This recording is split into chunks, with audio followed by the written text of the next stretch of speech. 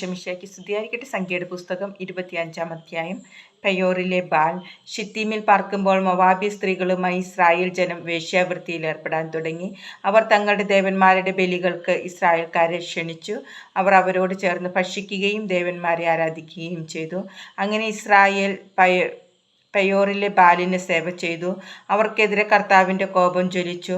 അവിടുന്ന് മോശയോട് അരുളിച്ചെയ്തു, ജനത്തിൻ്റെ തലവന്മാരെ പിടിച്ച് കർത്താവിൻ്റെ മുമ്പാകെ പരസ്യമായി തൂക്കിലിടുക. കർത്താവിൻ്റെ ഉഗ്രകോപം ജനങ്ങളിൽ നിന്ന് മാറിപ്പോകട്ടെ.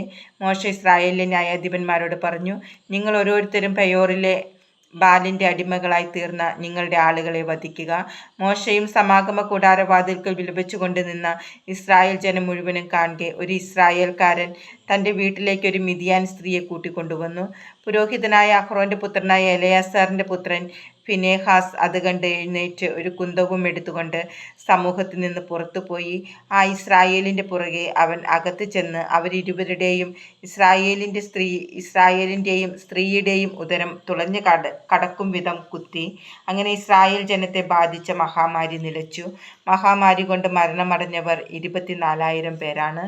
കർത്താവ് മോശയോട് അരുളിച്ചെയ്തു, പുരോഹിതനായ അഹ്റോൻ്റെ പുത്രനായ എലയാസറിൻ്റെ മകൻ ഫിനെഹാസ് ഇസ്രായേൽ ജനത്തിൻ്റെ ഇടയിൽ എൻ്റെ തീക്ഷ്ണതയ്ക്കൊത്തവണ്ണം പ്രവർത്തിച്ച് എൻ്റെ ക്രോധം അവരിൽ നിന്ന് അകറ്റിയിരിക്കുന്നു.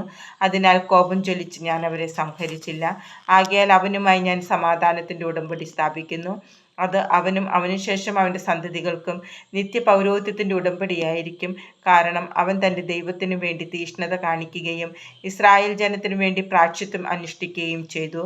മിദ്യാൻകാരിയോടൊപ്പം വധിക്കപ്പെട്ട ഇസ്രായേലിൽ ശിമെയോൻ ഗോത്രത്തിൽപ്പെട്ട ഒരു കുടുംബത്തലവനായ സാലുവിൻ്റെ മകൻ സിമ്രിയാണ്.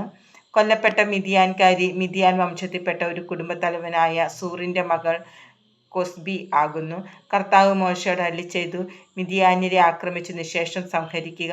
കാരണം പെയോറിൻ്റെ കാര്യത്തിലും പെയോർ നിമിത്തമുണ്ടായ മഹാമാരിയുടെ നാളിൽ വധിക്കപ്പെട്ട അവരുടെ സഹോദരിയും മിദ്യാൻ പ്രമാണിയുടെ മകളുമായ കൊസ്ബിയുടെ കാര്യത്തിലും ചെയ്ത ചതിപ്രയോഗങ്ങളാൽ മിദ്യാൻകാർ നിങ്ങളെ വളരെയധികം ക്ലേശിപ്പിച്ചു.